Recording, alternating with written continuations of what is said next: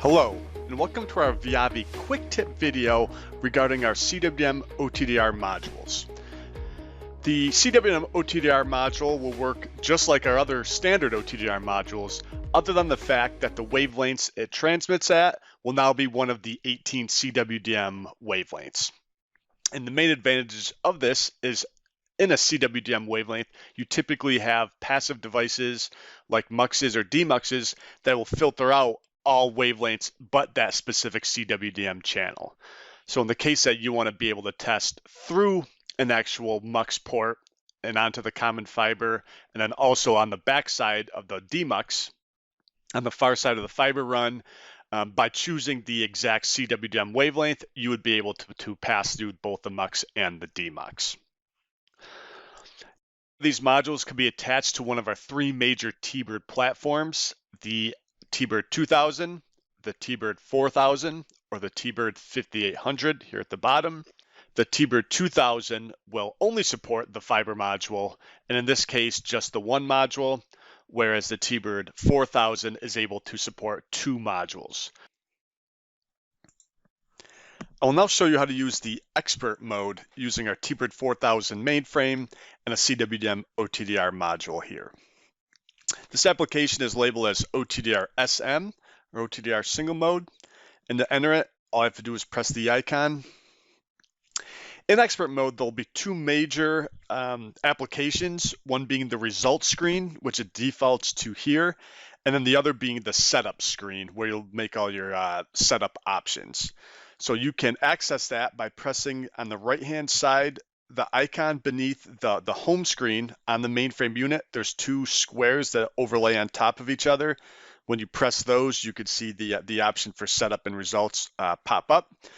Or if you're using the remote control software, you can just hit the setup button up here at the top. But as I explained, the major difference between Smart Test and Expert mode is we give you access to a lot more of the parameters. The first being this acquisition screen, where we not only can change the wavelength, but we could also switch the acquisition mode from either a manual situation or an auto test, as well as configure things like the OTDR connector test, and then whether or not we're using a launch cable, which in this case I am, and it has no events on the launch cable. So I'll select event 1, which will mean that I'll factor out everything from my launch cable. The other major setup screens in Expert mode will be your pass-fail alarms. So you do have the ability to go in and adjust these pass-fail alarms. We also have an analysis screen, which allows you to change things like the distance unit, as well as how the results are depicted on the screen, or maybe you need to change your index refraction or backscatter coefficient based on the type of fiber that you are testing. The last two options for this link cable and this file are more for file saving. The link cable will be your header information and all the types of information that you might want saved within your test file. And then the file options, how you want these saved on the instrument.